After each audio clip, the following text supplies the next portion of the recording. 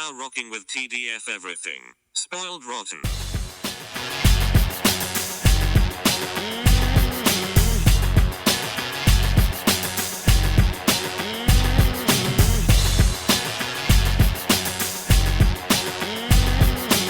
Spoiler alert. Welcome and welcome back, everybody. Hey. It's me, Daniel, And this is Ben. on Spoiled Rotten. And today, we are in 2026 and spoiling Supergirl. That's right. Formerly Supergirl, Woman of Tomorrow. But just Supergirl right now. Yeah, not to be confused with the other amazing episode we did on Supergirl. No, it's not Deja Vu. I am making it clear we're not doing the Helen Slater one. Yeah. This is the Millie Alcock one. Yeah, I mean, it seems like even just on Monday of this week, I was like, wow, people are, they have opinions about this movie. Yeah. I have shielded myself very, very well from those opinions. A lot of that has to do with my new job and not me being available to be online as much. But I'd like to think that's still a strategy. So I don't know nearly enough about what people are saying online, but I can imagine that it's misogynistic. Yeah, I'm sure that's there. I have safely guarded myself from that nonsense, unless other people are bringing it into my feed. It's more women feeling like they deserve better, which I can't argue. Oh, that's not my opinion of the movie, but I'm saying I wouldn't push back against that if that's how women felt. I wouldn't have guessed that, but I mean, I would love to hear what their discussions are and all that kind of stuff. But I'm sure there's valid points. Yeah, I'm sure we'll get into that. I think, I mean, up top, as you know, I said at the end of last episode, I did do an episode of Back Issue Bloodbath where with friends of the podcast, Andrew and Petula, where we talked about the comic by Tom King and Bill Quee. I don't know how to pronounce her name. They say it in the movie. It's one of the planets, but I don't remember it because I was always saying Bilkis, but it's not that. Like if I'm basing it off of the movie, and so much like our time with Invincible, I'm not gonna try and remember or be like, this is definitely what happened. But if you want to hear me actually remember what happens in the comic specifically, you can listen to that episode of Back Issue Bloodbath. But yeah, I think my concerns were they've added a character in here that doesn't fit into the story, and also that story very poignantly ends like hundreds of years in the future, which I don't think they're gonna do either. Are we talking about Lobo? Yeah, definitely talking about Lobo. Okay. And so I was just like, okay, well, you know what? I like the MCU when they do their own thing. But I'll get into it further. But that's kind of where I was sitting with it. Was like, I like this story, and they're doing a version of it, but it doesn't feel like they're committing to grounding it in what makes that story interesting. They're touching on it, but never digging into it, because I don't need things to go beat for beat. But I do feel like if you're in the interviews at least going to say this is Supergirl, Woman of Tomorrow based on that, then the movie should honor that. I very much agree. Now, I have not read the comic, so to me, I'm probably going to have a very ignorant view or misinformation about what it is or whatever it might be. So at least you have read it, and I know you like it a lot. Because you were talking about how excited you were about this and all that kind of stuff, so I'm very much interested in hearing what you have to say about the changes they've made, how they did the characters, all that kind of stuff.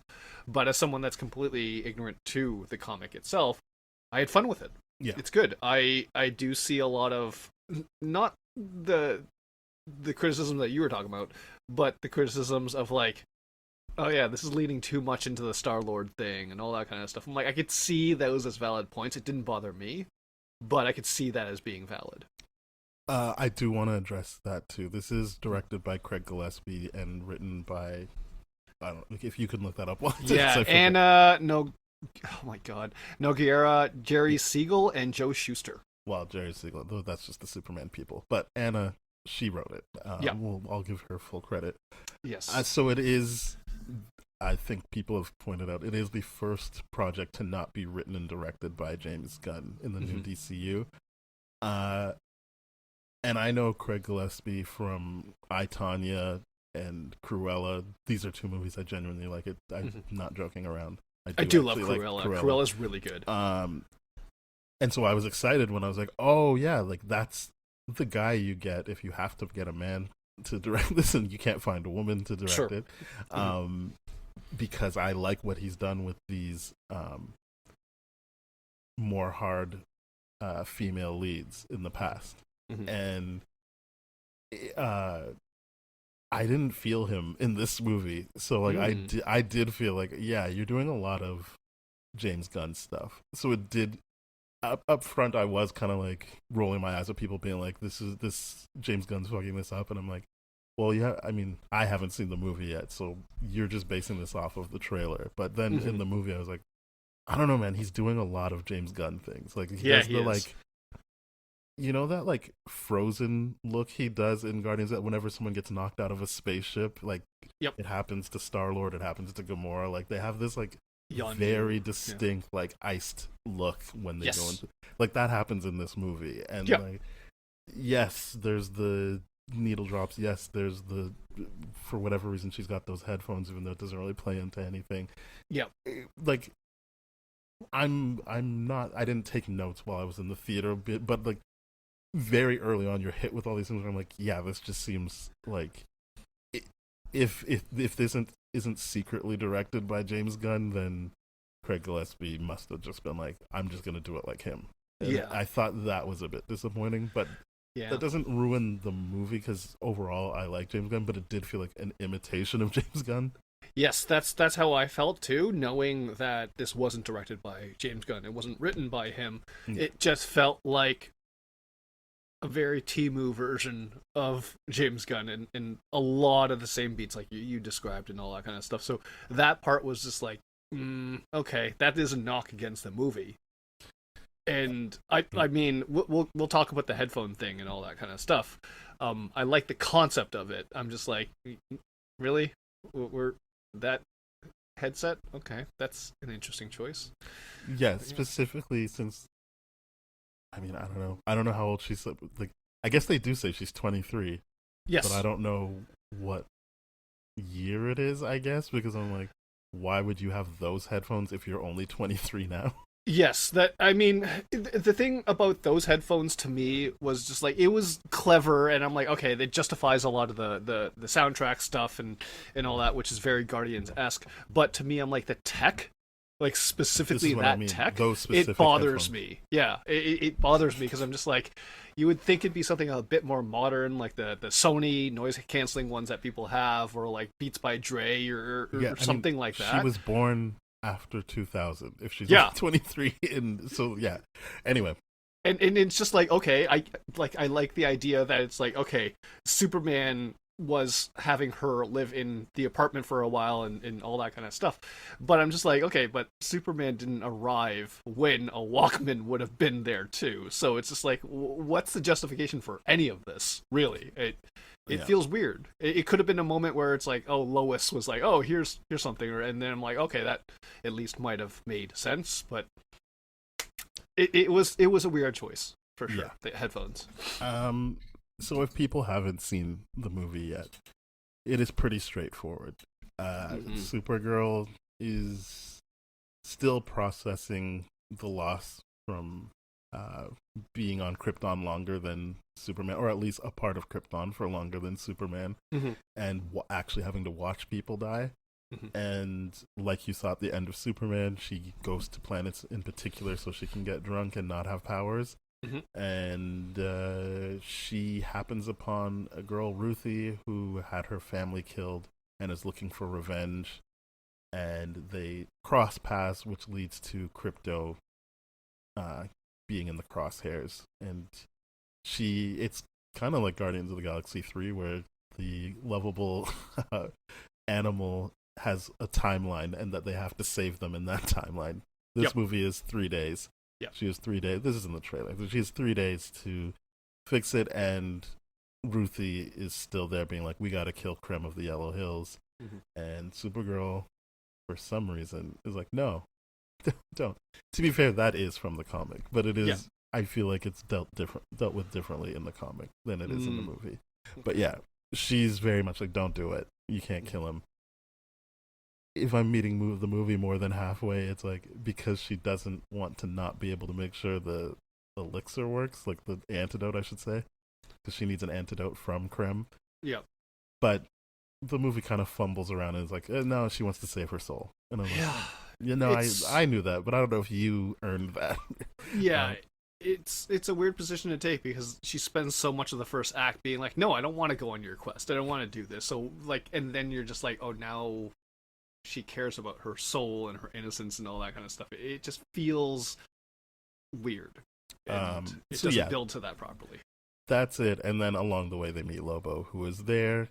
And I'm not the first person to say this. I won't be the last. It does feel like a studio note of, well, you got to have a strong man in this movie.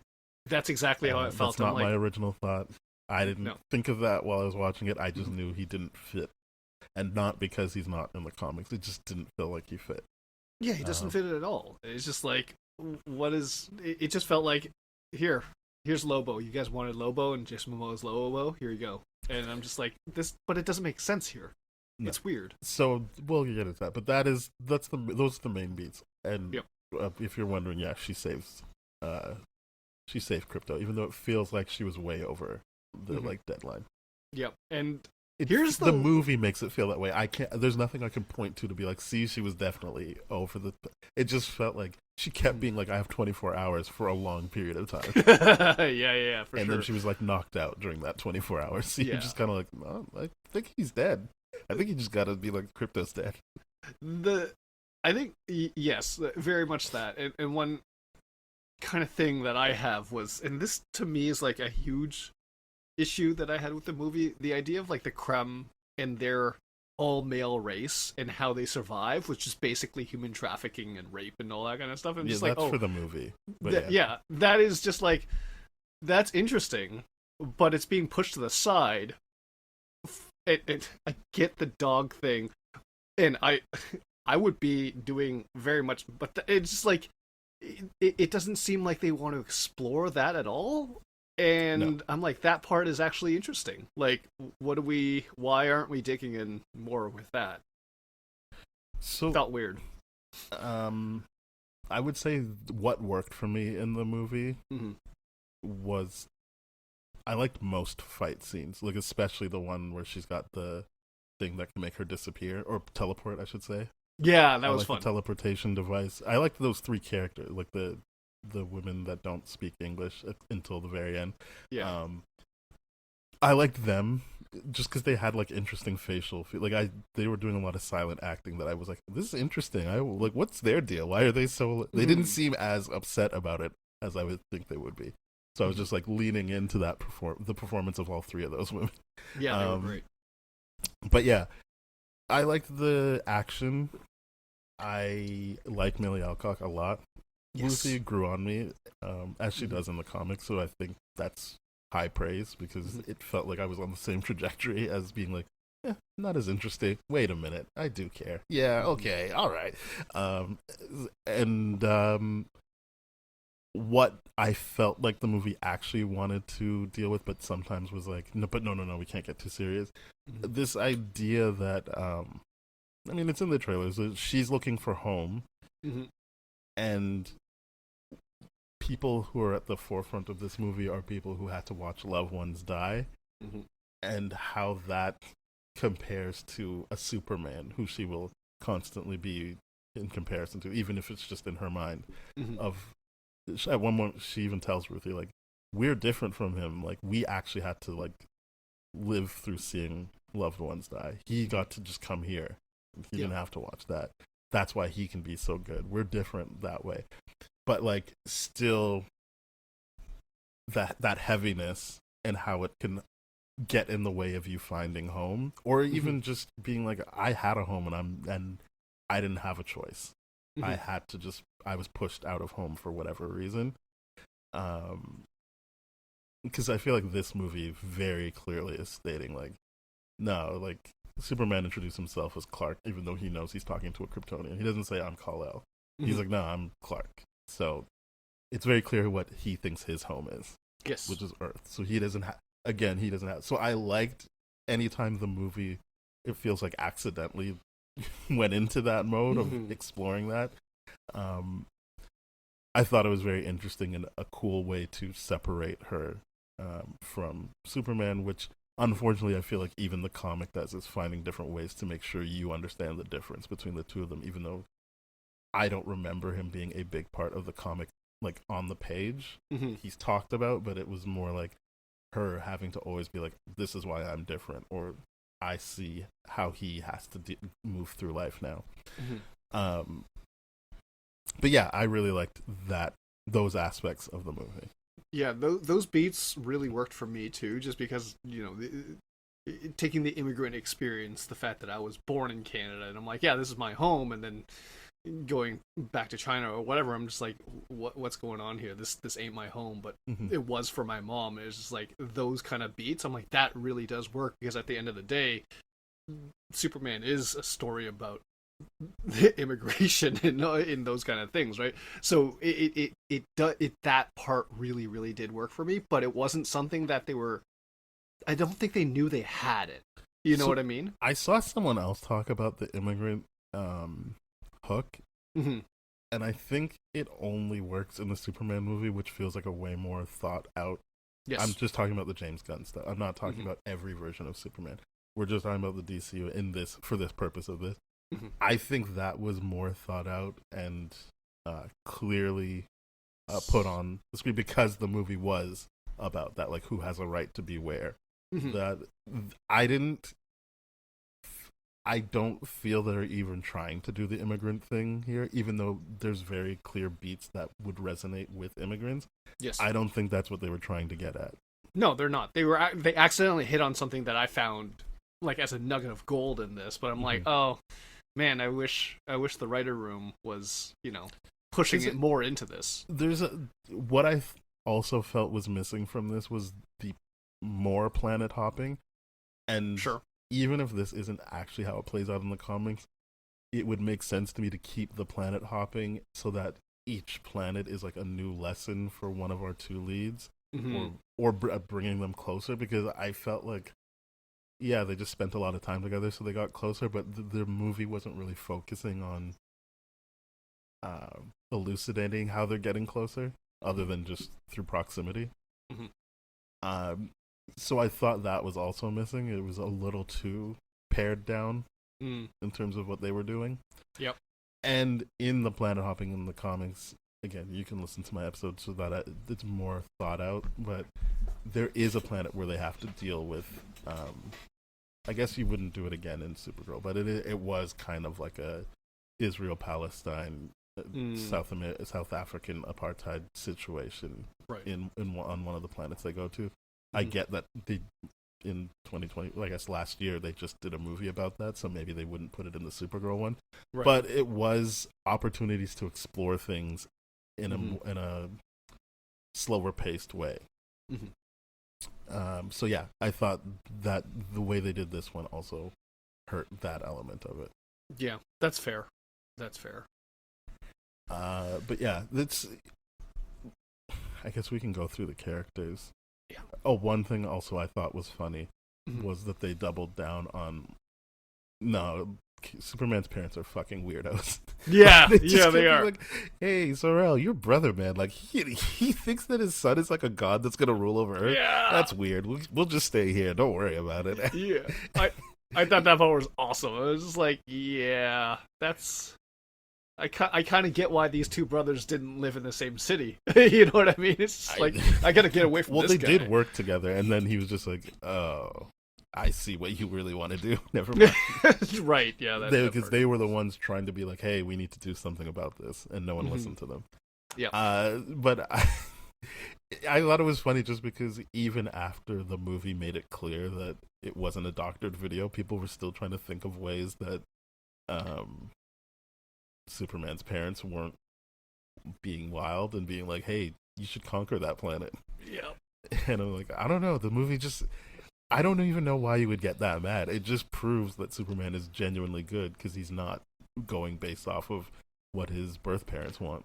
Yeah, and that's the one thing one of many things I really loved from the Superman movie. It's not it's the Mewtwo thing in the Pokemon movie. It's like it's not the circumstances of your birth or something like that, but it's the choices that you make in life that really define you. And I'm like, just like, yeah, that really does prove that Superman is good. And I think that's awesome. Yeah.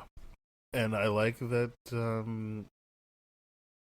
they really anchor another part. I do think it's still part of like the loss of her mom in particular, but they're anchoring. I feel like they're doing a bit of, maybe not on purpose, but like Hiroshima like type, like, okay, they survived this big thing, but there's these very clear knock-on effects that happen because of this, and this is gonna wipe out even though, like she says, Krypton didn't just blow up and everyone died. They were like, hey, here's a chunk of Krypton that we can live on. And in this case, they were like, oh, yeah, we basically created kryptonite. We're fucked. We're just on a rock now that's killing us, no matter what. But that her mom was like, hey, just promise me one thing. Don't be like fucking Kal-El's parents. She's like, you gotta be good. You don't have to be nice, but you have to be good. And I like that that's seated in her. And then obviously she comes to Earth and meets Superman, and he is just good. Like, I liked seeing him again. I thought it was great. I was kind of like, why are you just talking like this? It feels like you should have tried to figure out some Kryptonian to welcome her. But that's beside the point. It was like, he was just nice, and he kept being like, hey, yeah, we got these bright colors so that everyone knows we're the good guys. And that obviously part of her rejecting that is part of her rejecting Earth as her new home. Yep. And not really like, yeah, like, oh, you're my older cousin that I didn't grow up with. I don't give a fuck about you. Yeah. I like where the movie ends, where it's like she takes the suit because she's finally like, yeah, man, like, I do have family. I do have a home here, especially if Crypto's here, and I want to honor my mom's like dying wish of like, I'm gonna do good.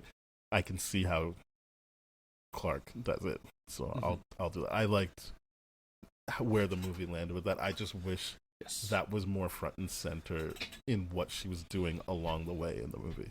Yeah, because I that was the one that was a really, really big gem for me in this movie. It was the mom's speech to Kara when she was dying and all that kind of stuff. Is just like, hey, you don't have to be nice, you don't have to be this, you don't have to be this, but just be good. You know what I mean? Because the idea of like everything else that she describes you don't have to be is all performative. Yeah. And I very, very much agree with that. And the idea of like stay true to your heart, your morals, your ethics, and do good the way you see it is just a very genuine kind of thing. And that was, to me, one of the strongest parts of this movie. It's kind of like, when she gets there, I'm just like, yeah, that's your with great power comes great responsibility moment kind of deal. It's just like, you could be a mess of a human being, you could be a drunkard, you could do all this kind of stuff, but at the end of the day, do good. And she does do that with the bar she's at in the beginning where she meets Ruthie.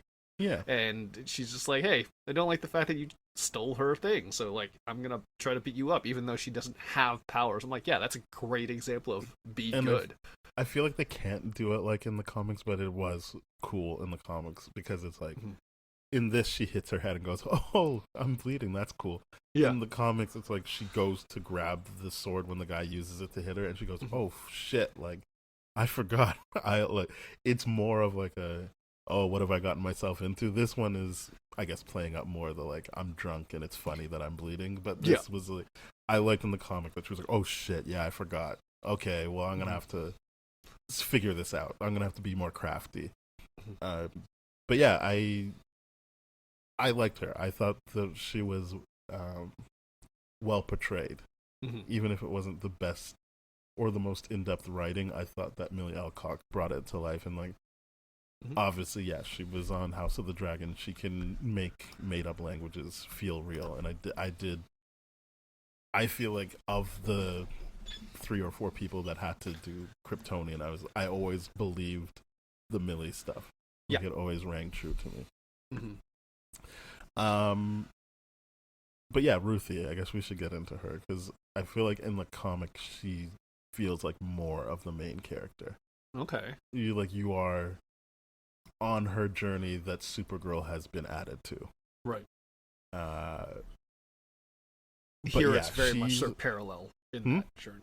Here it feels much more like we're parallel. They're like they're a team here, whereas I mean, I guess by virtue of it being narrated by Ruthie, you're reading her journal about her time with Supergirl. So yeah, it is just you're in her point of view for most of it, not all of it. But yeah, as I said, she's young. She's a little kid. I think the actress is only turning 15 this year, so that's wild. Yeah, so I don't even know. I thought she was like when she made this. Yeah, I mean, like she looked damn young, and I'm like, I'm gonna find out she's like a 23-year-old playing a 15-year-old or something. She like turns that. 15 in December of this year. That's impressive. That's awesome. She did such a great job. Yeah. But she's a little girl, and I found that in the movie they were just like, I just feel like you're just like, yeah, she's right. Fuck this guy. Versus in the comic, it came off as more annoying. Like she was like, you're kind of like, come on, kid, be realistic. But I think that comes down to this actor's performance. That even if she's saying some of the same dialogue, it just comes off as like, yeah, man, okay, I'm with you. I'm with you on this. Yeah. It comes off as less annoying and idealistic. Like the comic, I guess because I'm reading it, I just kept being like, yeah, you want the world to be one way, but it's not, so too bad for you. But in this, I'm just like, no, you're right, like we gotta go kill that guy. Yeah. Now. That guy sucks, we gotta get him. But yeah, Krem comes to her farm. I don't remember the circumstances. It might be the exact same. It might not be. I mean, other than he wants weapons. It wasn't for. It certainly wasn't for female trafficking. That it was definitely not for that in the comic. Not in that moment. No. It was for weapons. And I still don't know that he was going to leave it at weapons. He probably wasn't. He kept saying, "You know what I'm here for," and they had already given him the weapons. So I think even in that moment, it was like, do you have any little girls here? Yeah, I think, I wouldn't be surprised if he was going to take the weapons and her at the same time. Would not surprise me at all. So yeah, she meets Krem, who, I do remember this, in the comics, is just a guy. Yeah, he's just a dude. Just a regular dude. He looks pretty much like the actor who's playing him, but with red hair. Yeah. But then they completely changed the actor to look like a Ravager or whatever those pilots were that took over the Ravagers. Again, me being like, why would you do this to yourself, Craig? Yeah. Come on. I mean, I'm blaming him because he's the director, so all of the department heads ultimately have to talk to him about getting this vision over the finish line. Yeah, he's the captain of the ship. You gotta blame him. So I was just like, I mean, sure, I guess this, and obviously we've seen them in the trailer. It's not like this is something new. But I was just like, I mean, is this going to factor into anything other than I guess they wanted to make sure he could beat up Supergirl even if she had her full powers? Yeah. Or at least put up a fight until he can shoot her with the arrows, like he eventually does.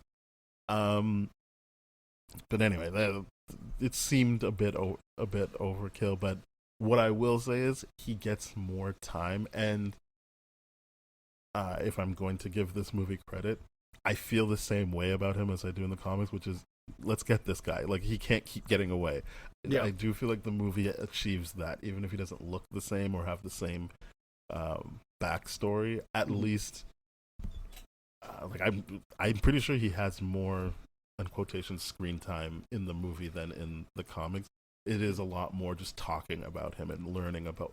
They're like going to planets that he's already been to, and they're always in the aftermath of what he's done. So at least in this, he's more like forward in the story, and you're either catching up to him or he's catching up to them. But like, you get more time with him. as an actual character in this. So I can't knock the movie for that. Yeah, neither can I. I will say a funny thought I had when watching this movie. I'm just like, this is so stupid, but I will bring it up any chance I get. I'm like, see, this is how you write a male antagonist in a female-led story. In the idea of like comparing it to Madam Web and fucking what's his face and being like, oh, you're just having a dream about these kids killing you. Like, what are you doing? This is like legit. I'm like, okay, the motivations here are completely not understandable, but I'm like, yeah, we get why we have to get this guy. You get like Supergirl needs the antidote, and Ruthie needs revenge. So you're just like, yeah, man, let's go get him. And I believe it's like, no one's putting this into question. My feeling is that adding the sex trafficking gives a bunch of other characters motivation to get this guy too. Yeah. And I like the when they get to that planet. I mean, I don't like that it was like the only real black family and they like double cross her and they get killed. Yeah. But it was just like it's an interesting beat where you're like, oh, okay, like she saved them. I figured the way the movie's shot, like when Kara sees the guy in the alleyway, I'm like, oh, he's gonna screw them over. But I liked initially that you're like, yeah, she saved them. Why wouldn't they like help her? Mm-hmm. But they're like, well, we give Krim these two and we can get our daughter back. Yep, I'm down. Yep. It just made things more interesting that way. But again, they only use it the one time, so it's never like a constant threat. Mm-hmm. The way it could be in different hands. Yeah. Did suck that the whole family got slaughtered. They just straight up sucked. Because it was fully like, okay, now you know he has to die. Yeah. Because they can't just let that pass. Not a single person got away. Like, that's wild to me. I'm like, Jesus. Yeah, it got everybody. Ruthless. I mean, all three Ruthless. of them. Yeah. The daughter and the parents. Yeah. I was kind of like, I mean, I guess the dad deserves this, but that was like, oh man, all of them. That's too bad. Yeah, that's rough. But yeah, I think Krem, while I would have been interested in what they did in the comic, mm-hmm. which I guess I can just say now, which is she does like hold still to like don't kill him. That's not the way forward. We're not gonna help you. So then they just keep him basically in the Phantom Zone. Okay. And then like they come, and then the book skips forward in like it might be 100, it might be 400. I don't remember the time period, but it's like they're old, and since Ruthie's not human, you don't have to worry about why is she still alive. She's an alien. Sure. Like she's not from Earth, basically, so she ages differently, and they're bonding, and then they come back to Krem being like, see, we fucking beat you. Like you're still stuck here. You don't have any power. It's more that catharsis than it is just killing him behind Ruthie's back. Yeah. I heard a lot of people were upset about that ending part of it, and I'm just like, now I get why. Because you're right, that payoff, although very, very far and a lot of different things, and you bookend a lot of everything that happens. It's the idea of like, yeah, that is way more gratifying to force someone to live without purpose and just waste their time and waste their life and all that kind of stuff, right? Yeah, and I had a feeling they couldn't do that, because if you commit to that, then you're like, you can't ever be like, is Supergirl going to survive this in future movies? Because like, yes, she will. Yeah, because I saw it in the first one. She's going to live till she's like 400, at least. Yeah. So I figured they couldn't do that, and I was a bit like, oh, like, why would that be something that they do for her first movie? But I was just excited to be like, well, the good parts of it will stick around. But yeah, I've seen people be like, it's sexist to not let Ruthie kill him, or at least show him being beaten up by her. Because I did they show at one point she can fight. Yes. She's not useless. Yeah, she's not useless. So I was like, she should get some like hits in. Yeah, she's just not Kryptonian. Like, and I'm like, okay, cool, but in the fight scenes, I'm like, no, she's holding her own. She's doing she's not getting in the way. Yeah. But because I did feel like, what? She's just gonna kill him behind her back, and I understand in that case, it's like, I'll do this so it's not on your conscience. But I'm like, if I were Ruthie, I'd be like, hey man, I kind of went into this with one thing on my mind, and you kept telling me not to do it. Like, like I had my sword, I'd kind of got over that. I probably would have been fine to lose the sword. I needed to kill that guy. Like, he killed my family. My brother, my mother, my father. I don't know, man. Like, I don't feel like you should be able to take that from me. Yeah. I would 100% agree with that. I'm just like, yeah, that's her choice to make at that point. And I get that she did walk away. She but does make the choice, but it's like, she probably thought we're both not doing it. Yeah! It's just like,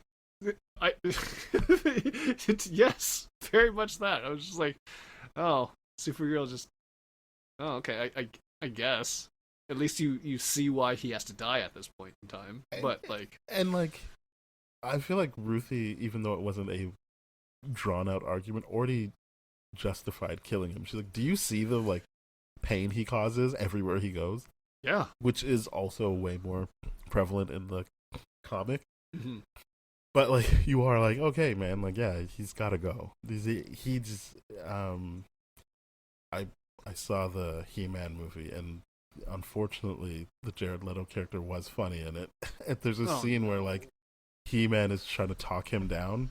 Yeah. And be like, look, I can, like, I can reason with you. I'm in HR, I can do this. And he says this whole thing, and it makes sense. And he's like, so let's go face to face. And Skeletor goes, well, one, I don't have a face, and two, I don't want to. And he's like, it just doesn't work like that. I'm just a bad guy. I don't give a fuck. I'm going to kill you. And I'm like, that's Krem. He's like, I don't care. I'm in this movie. They even have the added layer of I do sex trafficking. I really don't care. Yeah. Do you understand that you're not gonna like make me feel bad? I'm going to just keep doing this till I die. Yeah. And so I was just like, yeah, man, he's just gonna have to die. You can't just tie him up and be like, he'll repent later. It's like, no. He's gonna just keep going. Yep. All of these guys, the brigands or whatever they're called, they all have to die. Yep. So that's Krem, Ruthie, and Zay. Do you want to talk about Lobo? Oh God, yeah. I guess we have to. Okay, I've seen other people talking about it, but I thought, did he start off with an accent that not the Jason Momoa? I know everyone has an accent. What I mean is, did he start off with an accent that you wouldn't expect from Jason Momoa and then just give up on it the next scene? Yes. There was no continuity of it whatsoever. I'm just like, because like I do something like that too, where it's like I say hello there like Obi-Wan does in Star Wars, which is with an accent, and then I go, but like that's clearly just a bit. Yeah, that's a bit and a reference, right? This, I'm just like, no, there's no reference that you're making. You're just like, there's an accent, and then you just drop it. And I'm like, what the hell's going on? And then I'm like, okay, I get that everyone just wants to see Jason Momoa do Jason Momoa things, but I would have preferred if he kept trying to do the accent and at least try to play a character. So here's what I would say. I mean, I know people like Jason Momoa as Lobo. It felt really like Jared Leto in Suicide Squad to me, where I'm like, what the fuck is this guy doing? Yes. And I'm saying that as someone who doesn't like that Joker, and I was annoyed when he came back, but I, at least in the context of Suicide Squad, I was like, this just looks like someone who had their performance cut to shit. Yeah. This is an editing issue, not a him issue. And it sounds like I'm very pro Jared Leto. I am not. I do not like him, and that was before I knew about the allegations. It's just... It reminded me of that, and I can't help it. That it reminded me of, like, where I was just like, what's he doing? Like, it just seems like he's having fun, which is fine, but he's already a character that I don't understand how he would fit into this. Because there's just scenes where he's just watching the movie with us, where he's just like, okay. And I'm like, did we want this? Because you already have Superman in there as, like, someone who doesn't need to be there, but at least I'm happy to see him and happy to see that performance. The Lobo stuff, I was like, I even saw someone say I would have rather watched Ruthie and Lobo, and I'm like, yeah, they had chemistry too. Yes, that would have been fun. Genuinely, like that jail sequence, I was just like, yeah, man, okay, That jail sequence is awesome. I'll watch more of these two together. That's fine. She would probably learn the same lessons from this guy. Yeah. I like when he's like, "You calling me a lie?" Not in the jail. When he's at the bar in the first one, he's like, "No, I'm here for one of the brigands," and they're like, "We don't know what you're talking about." He's like, "You calling me a liar?" And he's like, "No." He's like, "I am a liar, but not about this." Like stuff like that. I was like, "Okay, that's fine," but then when you have him literally just sitting and watching the action while we're watching the action, I'm just like, this just feels like they need him to be on screen for a certain amount of time without considering what he's adding to this. Yeah, he is in a position where he needs to add something because this is a story about Ruthie and Carr, not Lobo. It did feel so weird every time Lobo was on screen. I'm just like, are you going to contribute to this or like, because I thought exactly that. I'm like, your agent negotiated a certain amount of screen time in this, didn't he? Like, what the hell? Like, it's genuinely perplexing because I'm like, Lobo was the part of this movie where I'm like, can we cut all of this? Like, you could cut all of it because it has nothing to do. It doesn't add anything to the movie. He barely has an impact on the last fight, even though he's there. Like, yes, he blows up a bunch of stuff, but it wasn't like to help them. Yeah, I think you just have him there so that you can see that he respects Ruthie. Because at one point he's like, "No, like, I'm not gonna kill him because she wants revenge. She should get it." Yeah, but like again, that's not contributing so much as just saying what I think everyone else in the audience is thinking. Yeah, he's just playing devil's advocate. That doesn't do anything. I'm just like, what's going on here? I'm just like, okay, yes, he's well cast. He looks the part. All that is fine and dandy, but really there should have been a purpose for him being there. Yeah, and I feel like he should have been in like Peacemaker season 2 or something, or maybe he doesn't do TV, but like having him be in an episode of that would be, I feel like, more beneficial than shoehorning him into this. Yeah, he felt very forced into this for sure. I get that people are like, well, you know, Tom King wanted to have Lobo in Women of Tomorrow. I'm like, yeah, but he didn't. So yeah, kind of like, all right, well, yeah, I'm like, a lot of things could have happened that didn't happen. Yeah, if that didn't make the final cut, I'm sure there's a reason for it, and this is the reason why is because he feels like he's in an entirely different movie. He's doing his own thing. It's got no impact on the actual movie itself, and he's just like there making smart ass comments, and I'm like, what the hell is this? It feels so out of place, and I hated every part when he was in it. I didn't think you were gonna hate it. Yeah, it didn't work for me, but I will admit, yeah, that's a good cast. That's a good casting choice, and yeah, I'm interested to see what they do with him in a story that he can better serve or better serves him. Yes, because at this point, I'm just like, you're just distracting. There's no point here. Like, what the hell? Because they add in the thing about he killed everyone on his own home planet, and I'm like, well, that doesn't even... That would be a good foil for the two women who are... Or I guess one of them's a girl. But the two main characters who are dealing with the loss of home, not by choice. But they don't really... I feel like I just gave them a perfect in for why you would have Lobo. It's like, hey, you two are whining about losing your family. I killed my family. I killed everybody. But that just never is a thing that they ever want to engage with. Yep.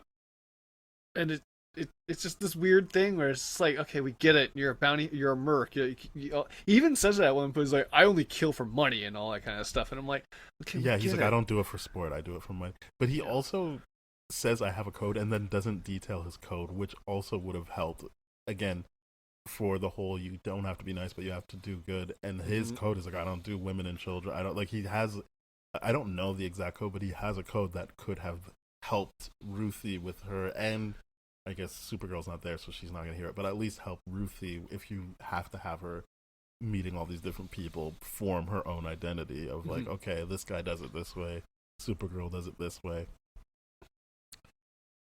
But they just were not interested in that, or it was on the editing room floor for some weird reason. Yep. Because I'm just like, you're running out of reasons why he's here, and there's like a couple of good ones you could have used him for. Yeah, I mean, they could have done a good amount of stuff with this. It's perplexing why he was there, aside from the fact that it was just like, hey, let's people like Jason Momoa, so let's get Jason Momoa to do Jason Momoa things. Because everything I've seen him in, he's basically doing the same thing now. Yes, but I like him in Dune. Oh yeah, no, I love him in Dune. He's actually playing a different character. This is the best deployment of Jason Momoa ever. Actually, I like him in Fast X too, but that's just for fun. Dune is something where I'm actually like, oh, like Denis Villeneuve is a very good director because he got something. He's still.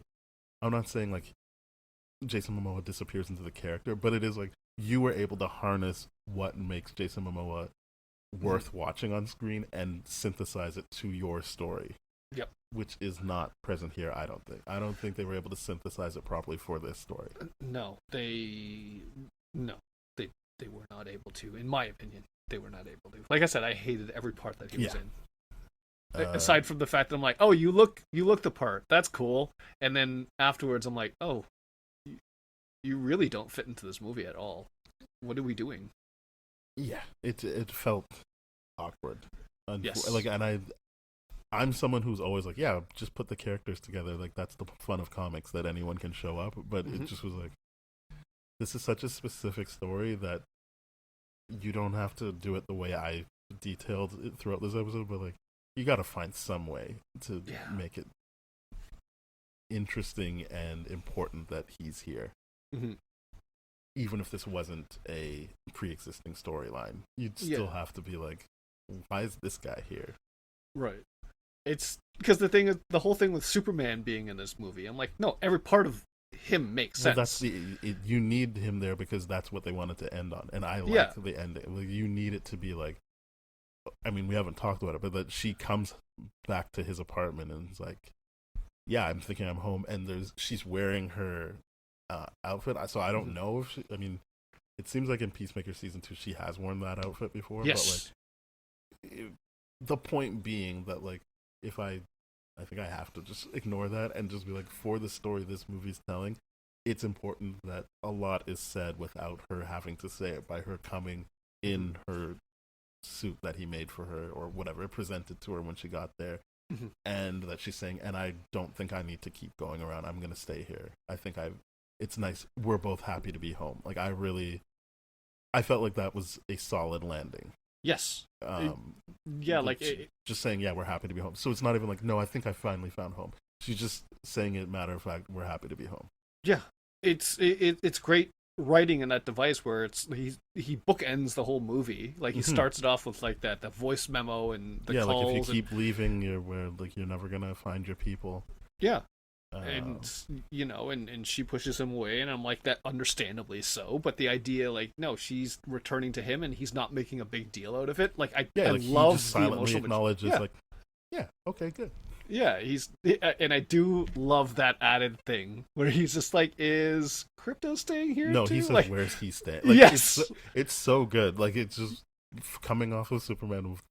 He's listening to her, he's engaged, but he does kind of like side eye, like when Crypto's going through things, and he's like, where's he staying? Yeah, I love that beat that he's just tolerates Crypto, and it's just like, oh man, we really would prefer not to do it. Like, if this version of Superman was a cat person, I would not be surprised whatsoever. You know what I mean? Even like he probably is, but like, it's even funny, or not even funny. Like, another part that worked for me was the Crypto, only because not recently, a couple years ago, put down my dog who looks like Crypto in this movie, and I was just like, even some of the movement that he was making when they had to like put him on the table, I'm like, oh yeah, like that's what she like. So I was already like, oh yeah, this is intense. And then I Superman's there, and I'm remembering how he was like, that's a shit dog, but we gotta save him. Like, he's out there somewhere scared. And I was like, yeah, like, I'm also just in on Crypto because Superman's in on Crypto, and he doesn't even like Crypto, but he's just like, no, Crypto, like, we need to save and protect Crypto. I also very much love the fact that the backstory of Kara getting Crypto was because the same day of her mom's funeral. And I'm like, yeah, that 100% drives the whole, like, thing, like, you are my home so much more. Yes. And it's such a good thing that they did there. Fantastic stuff. Yeah. I really liked it. Mm-hmm. But yeah, I think obviously I'm biased. This has been a very pro David Cornswetta's Superman podcast on my end. Like, so if we're forcing male characters into it, I'm like, yeah, man, Superman, great to see him. Yeah, The but Lobo also stuff didn't work for me. It did not work. But also, like, if yes, I would not argue he's forced into it because he does not have an impact on the actual plot. He's just like there. He's being supportive. He's just like, hey, just wondering all this kind of stuff. And I'm like, he's how you can track how she's feeling. Exactly. Like her interactions with him are the litmus test for how she feels about home. Yes. And as I said, the only thing I think worked for me and it kept me engaged was one of the major things, because I do feel like Millie Alcock's performance is great. Yes. But that idea that she is, I mean, she isn't really struggling to find home so much as pushing it away until she realizes like what's happened throughout the events of the movie. Yeah, and and I do like there was that point where Ruthie does call her out to be like, oh, like at least I'm facing my traumas or whatever, instead of getting drunk and running from them and being defensive mechanism and all that kind of stuff. I'm like, yeah, that's good stuff. I liked when she was like, what, the alternative to be like you? No, I don't want to be like you. Yes. And I liked that later on she's like, I'm sorry I said I don't want to be like you. I'm like, you don't have to apologize for that. She doesn't want to be like this either. Yeah, she's just in her defense mechanism mode. It made so much sense to me. It was good writing in that part. I can't find it on IMDb, but I'm pretty sure Seth Rogen is like the co-pilot on that. That's what I thought. I'm like, that's Seth Rogen. I didn't see him in the credits either. Yeah, I didn't see it, but I'm just like, that's got to be Rogen, right? Okay, I'm glad you said that. Like that little the sidekick to the bus driver. When he's just like, I think we make a good team. She's like, fuck you. No. She's like, can you stop this? And he's like, I could if I had an engine and balls, but no, I'm not gonna get involved in this. Yeah, that was really, really funny. There you go. There's another man that was added. That's good. Yeah. I do like how in the IMDb Lobo isn't even in the top cast of it at all. Oh, Lobo isn't in the top cast? Yeah, he's not. I was just like, I love that part because I'm like, yeah. It's wild on IMDb that David Cornswett's second. I guess that's top cast. That's not like the real thing. Yeah. Okay. That's not the real thing. Because, in the movie, they were like, and David Cornswett and Jason Momoa. So it was definitely Millie Alcock first and then Eve Ridley. And, yeah. Yeah, I guess people would want us to say David Krumholtz is her dad. Yes. People said they really liked his speech, and I was kind of like, this is not the movie's fault. But he recently on Threads just went wild on a woman. I don't I have certain word swaps, so I don't even know what was said, but it was just kind of I think people were kind of trying to hold actors in general accountable for some of the things they say, and it seemed like he decided this is about me and just went on a whole thing. And then people were like, this is not even the first time he's done shit like this. And I'm like, he says some really violent thing. And I don't mean violent and I'm going to kill you, but just the anger behind some of the words that you would associate with those words. I was just like, this is a form of violence, man. Like, you need to not be on social media if this is how you react. So I was just kind of looking at him thinking I bet he's not even going to be able to promote this movie because that was just such a bad. He deleted his account, came back to argue again, and then deleted it again all in one day. Woof! That is a crash out for sure. Yeah, and then what's his face? The guy playing Krim. I'm not gonna Matthias Schoenaerts. I don't know how to pronounce that guy's name. He was carted off to jail for something. Jesus. And I'm just not great. But you still have Millie Alcock and Eve Ridley to promote this movie, and they're doing a great job. Yeah. Should be their movie to promote anyways. Yeah, you'd think that you'd want Krem there because he is even more a part of this than I mean, again, in actual real time, because the whole book is about him and learning about him through that a road trip they go on. But in this, he's just on actual screen. He just gets actual screen time, not in flashbacks or people talking about him. So you'd think it's like, okay, you got your two leads and the villain, but no, they're gonna have to play shorthanded on this. Yeah. But yeah, I mean, stuff. I don't know if I hadn't had that in my head about David Krumholtz that I would have thought it was good, but I guess we'll never know. I can't fairly judge it. I just knew that that's what was throwing me off about him. Sure. I was just like, no, you said some really fucked up things, man. And that doesn't mean that you're, like, he's like a person that can never get over that. Mm-hmm. It's just like, it's what's top of mind for me. That's fair.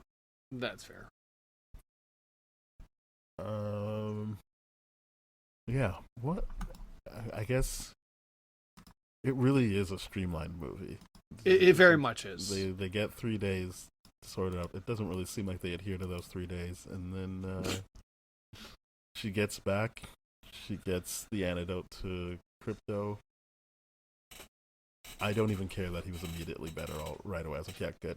I don't care. I don't want him to like have a slow recovery. Because they even made a point of being like, this is painful, just so you know.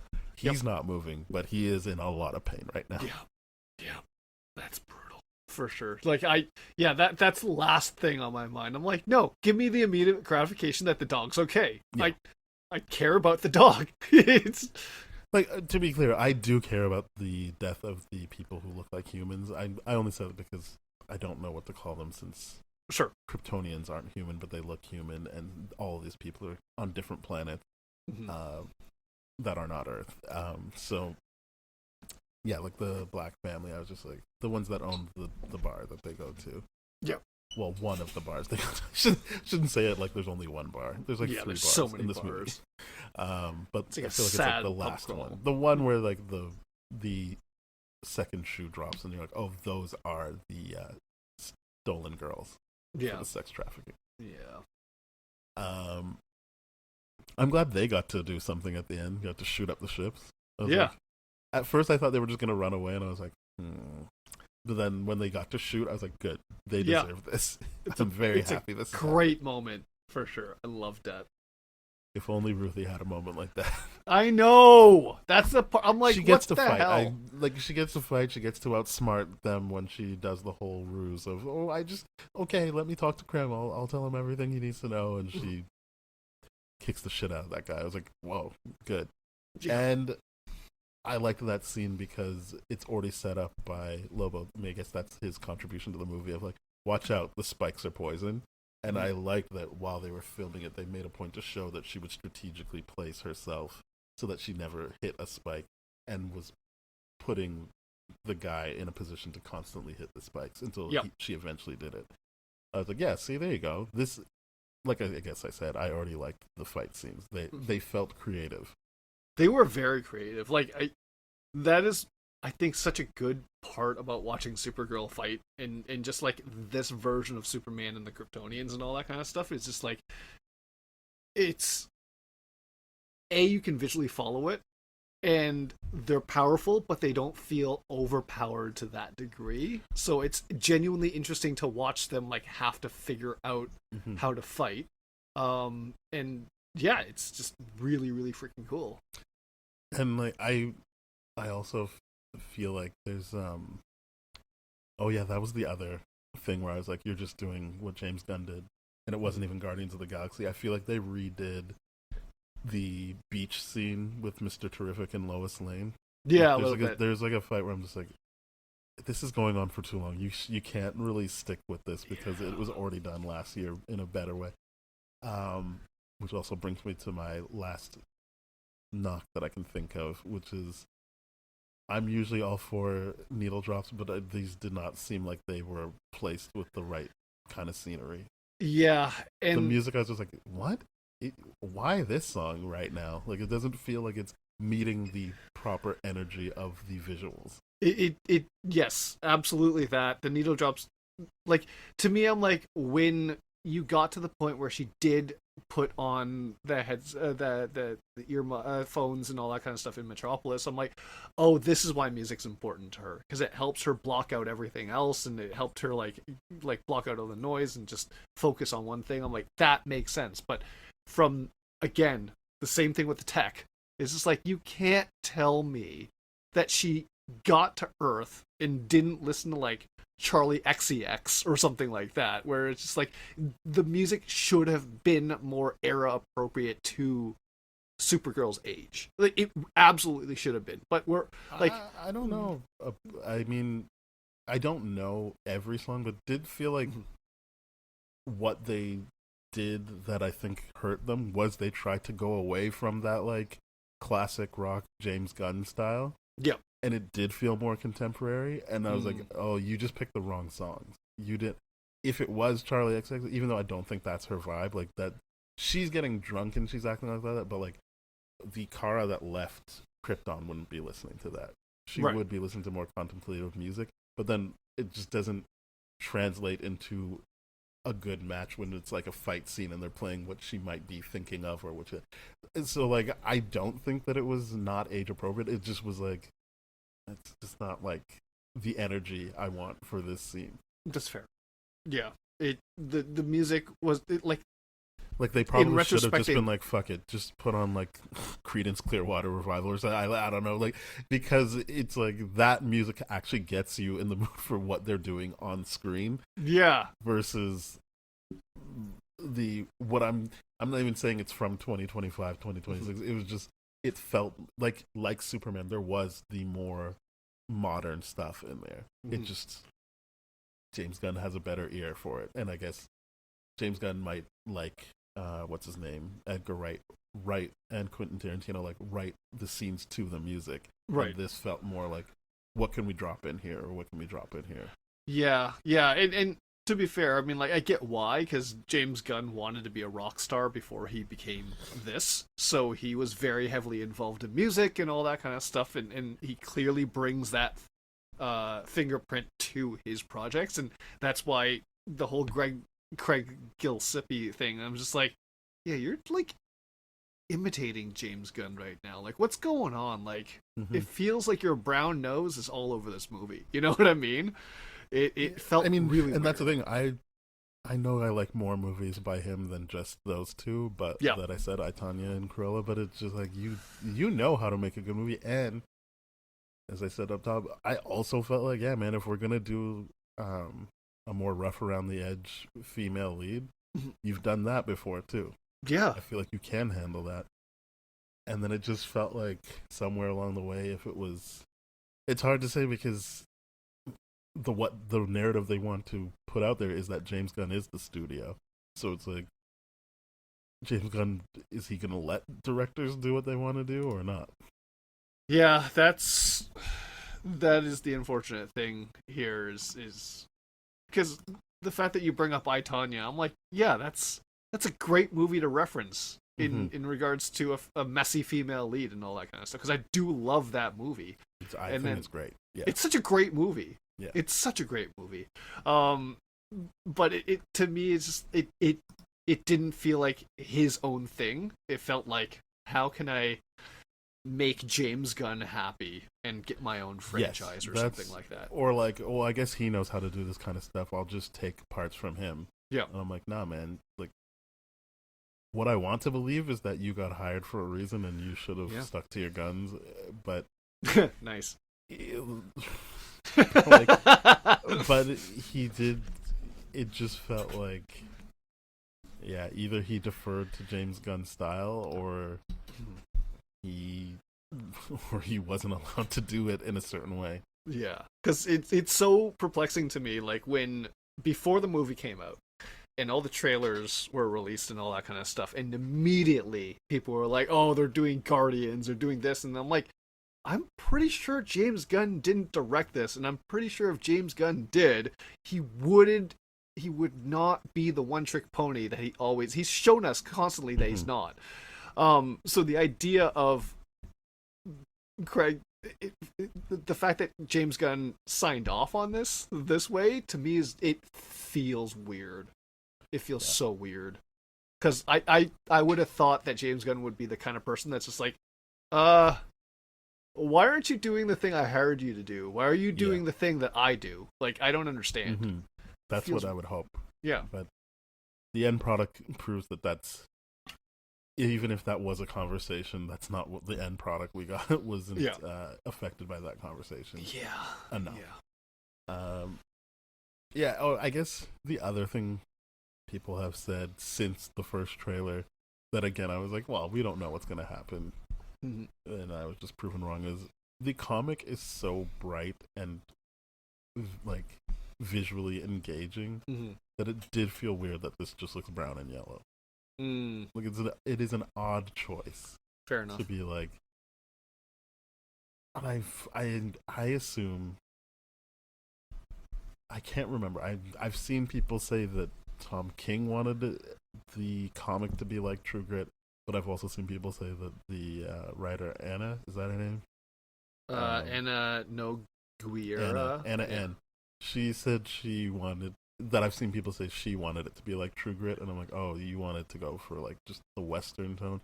It also gave, especially when they kept referring to the trafficked girls as the brides, I was just like, it's giving like you're trying to do Mad Max Fury Road, and I just like, I don't know, this is your chance in 2026 to be as bright, as colorful as the comic. Like, people are doing that. Superman was like that. Yep. And it works. Like, even Guardians 3 was like that. Like, it was brighter and more colorful. Like, I just didn't, after seeing it and actually watching it instead of just basing it off of what they put together, and this definitely feels like it wouldn't have been the director putting together the trailers. It would have been some other trailer house doing that. I was just like, oh yeah, like, they did show us what this movie was. They weren't hiding anything. Right. There was no surprises in that way of like, no, they'll get to a colorful planet later and it'll look cool. So I did lie when I said the music was the last knock against this. Also was something where I was like, I don't know why you would hamstring yourself with saying Woman of Tomorrow and then seemingly going against that visually and sometimes even thematically. Yeah, I mean, makes sense why they dropped it. But I mean, they really shot themselves in the foot when they put it out there to begin with. So, and as I said, they're still saying it in interviews. Yeah, like they're still saying, yeah, it's based on that. This is what we based it off of, and you're like, oh, all right.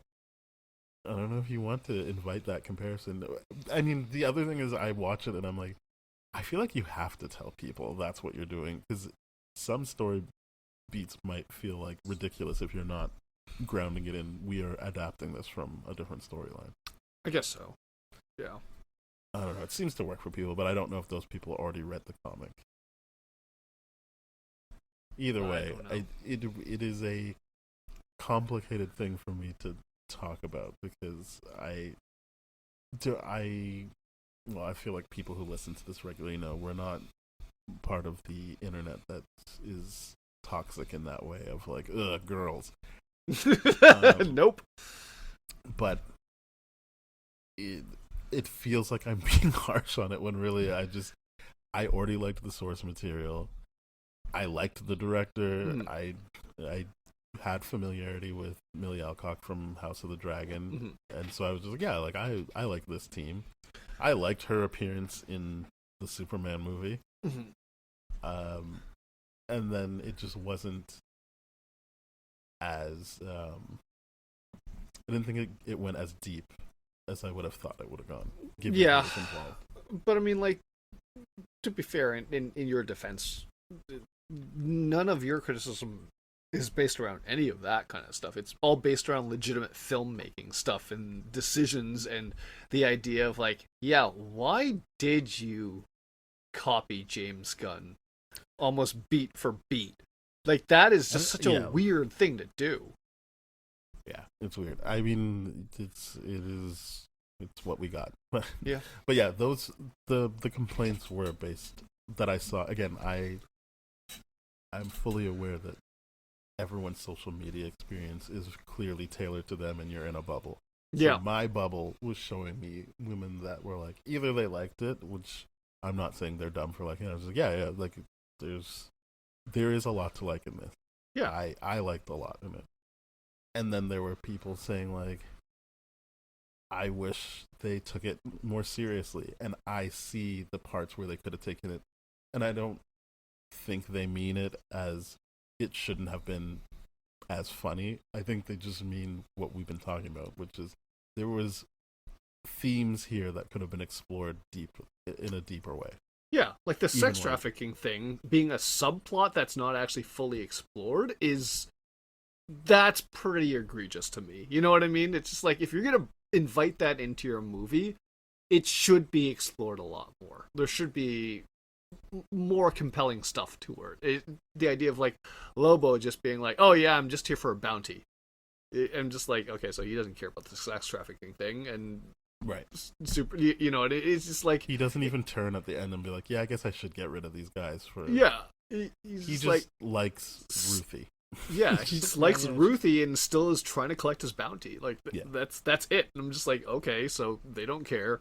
Supergirl, she cares, but more about her dog. And Ruthie's with her own revenge plot. And I'm just like, yeah, does anyone care about the fact that these girls are being sex trafficked right now? And it's just like, it seems like the whole world went with it for such a long time, like the whole universe, I should say, or galaxy. Just kind of like, oh yeah, man, that's real life too. I know, that's why I'm like, if you're gonna bring up these comparisons, do something about it. You know, it's you made big swings with Superman and the whole Palestine-Israel thing. You made now you big see my swings frustration with the Daredevil stuff. Fair, but it's these are things where I'm like, yeah, that is a legitimate criticism. They should have taken that a bit more seriously, a lot more seriously, I would say. Those are legitimate criticisms. I don't think anything that we're saying right now is coming anywhere close to the misogyny that other algorithmic things would say of like, oh, she's a Mary Sue. I'm like, she's Kryptonian. Like, what are you talking about? Like, shut up. Yeah, none of that's true. So no, I've gotten that out of my feed. I don't see it, so I'm all the more healthy for it to not see that kind of bullshit. Yeah, I agree with you that the sex trafficking stuff is a hard thing to put in there, especially since this is very clearly a PG-13 movie. Like, I'd say even like it's not trying to go hard like that. No. I just felt like it was like, well, at least there's like it's a way for them to have more interesting interactions with other people. Yeah. But I will agree with you that a lot of the time it feels like they're creeping up on something, and then they're like, no, we don't want to. We don't want to do that right away. Like, I was interested in the conversation they were having about when she's like, "So you're Superwoman?" She's like, "Supergirl." She's like, "What? How old are you?" Yeah, and she's just like, "Well, why is he Superman and you're Supergirl? Are you younger than him?" She's like, "Why? But 10 years." Like, that's not a lot. Why would you be Supergirl? Yeah, and then they just were like, oh, "We're dropping this," and I was like, I want to hear what she thinks the justification for Supergirl is. Yeah, because like in like going to the Supergirl show, like when Melissa Benoist like and Callista Flockhart did it, I'm just like, yeah, this is messy as hell. Yeah, it's the Callista Flockhart explanation. I'm like, this is messy as hell. The way they're attacking it here, I'm like, this makes sense, but then they just kind of brush it off without a real good explanation. And to me, I'm like, I genuinely thought, and I was surprised by this, when they found out what Krem and his goons were doing and all that kind of stuff, that Supergirl would be like all in to be like, oh yeah, we gotta get this guy now and all that kind of stuff. Like, I genuinely thought that was gonna happen. feel like she conveyed that with her facial expressions. I would say that while I was watching it, that was clear to me that was a sticking point for her. Fair. Okay. That's what he was doing. Because I don't agree that she was just in it for her dog. I just think the movie isn't highlighting moments where it's making clear, but I do think that through her facial expressions, she's like, that's the conflict for her as it pertains to Krem, which is, this guy is a bad person, but I don't want this girl to go down a bad path. Yeah. But I'm seeing all the reasons why she's right, but I just know that she can't do it. Yeah. And I do think that's part. I don't think that's coincidental. I do think that's part of it, and I do think that's on her face. It's just because we've already established the movie doesn't actually get into it. Yeah. It is an easy thing to forget or even just be like that's not present, but I do feel like it is present in Millie Alcock's performance. Okay, that's fair. And I will say this. Very, very much this is my blindness of that kind of stuff. This is exactly why I hate stuff like Downton Abbey, where it's like you really have to read the facial expressions to actually get that. I'm like, that stuff is so beyond me sometimes. Like, I'll get a reaction, I'll just be like, okay. Like, there's certain times where I get it, and then like times like this where I'm like, that clearly passed me by, but I'm glad you caught it. I feel like there's just certain ways they're filming her that they're highlighting her reaction to that information. Yep. And that she is a good actress, so she is carrying that into some of her line deliveries, but it is not, it's only ever subtext, it's never text about her being like, hey, this is what's wrong with this guy. Because, again, I am acknowledging that I'm meeting the movie more than halfway, but I am seeing it as there's no point in highlighting for her what he's doing wrong, because she's in this constant thing of don't go down the path of trying to kill him. Yeah. Be like, I know you know the answers why you need to do it, and it's more than just he killed your family, but I don't want you to do that. Yeah, that's the stuff that went over my head, but I'm glad you got it. I do think there's stuff there, but it's why I keep coming back to the complaint of we deserve better for women-led films, which is I feel like there's a bunch of times where we've seen, and I'll use Marvel, but also just last year with Superman, where we can see how they're properly dissecting this idea they have, and that most, if not all, scenes are actually deconstructing that idea in a different way. That's not present here, and I agree with that. I guess my blind spot is that I didn't recognize that it was because it was female led. I was just like, yeah, this guy's trying to copy James Gunn instead of telling the story. But I would never argue that it's not because it's female led, and that this was able to just slip under the radar like that. But yeah, I do agree with that complaint that there could have been more care taken. Yeah, I very much agree with that. I left because I read there was no post-credit scenes. There is no post-credit scene. I stayed because I'm like, no, I missed the Iron Man post-credit scene. That did the Nick Fury thing, but so that I missed that huge moment. I'm like, never again. Nope. So I go to a site called aftercredits.com. Yep. And it will tell you yes or no. Yep. And then you can click further and be like, is there mid-credits or post-credits? And again, it'll be like yes or no. And then even further, you can click through it and they can be like, do you want to know what the scenes are? Usually I don't look at what they are. But like, if I'm really rushed for time, I will be like, let me just see if this is worth sticking around for. But yeah, I read on there, like, because sometimes they'll just be like, we haven't had enough people seen it to know. Right. But this one was like, no, there's no stingers. I'm like, that seems wrong.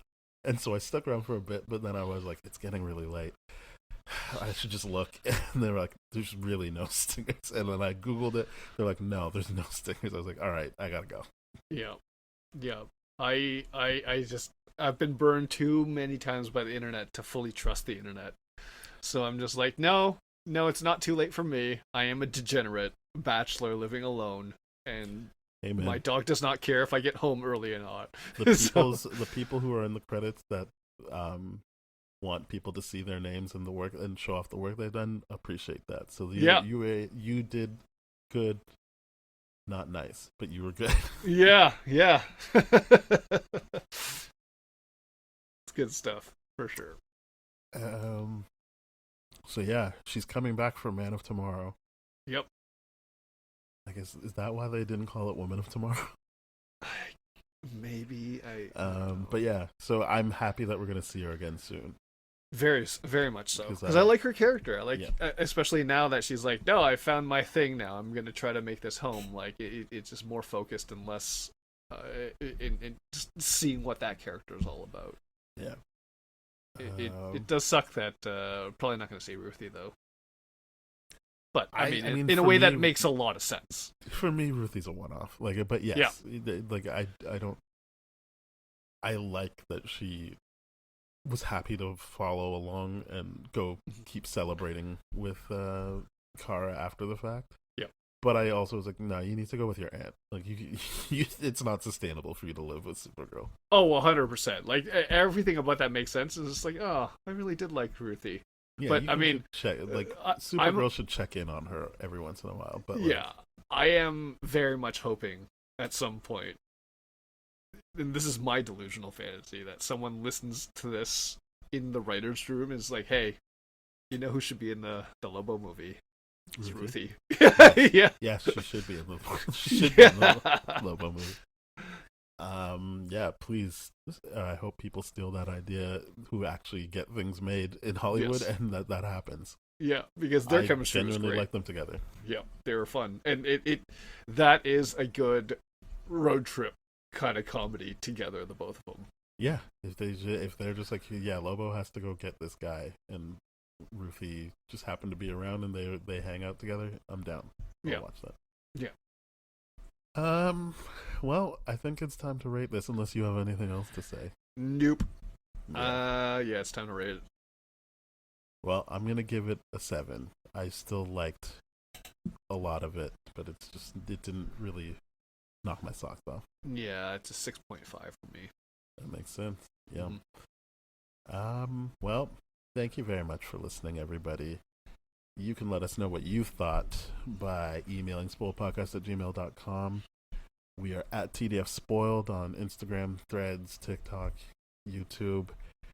You can go to tdfeverything.com/spoiledrotten and find even more ways to contact us. But please rate, review, subscribe, share with your friends, follow, do all that good stuff on your podcast platform of choice, so you can hear more episodes from us. And also, as I said, let us know what you thought of the movie or just how you're doing today.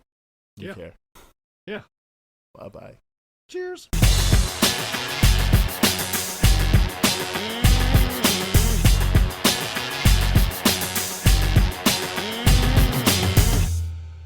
This has been a TDF Everything production, brah.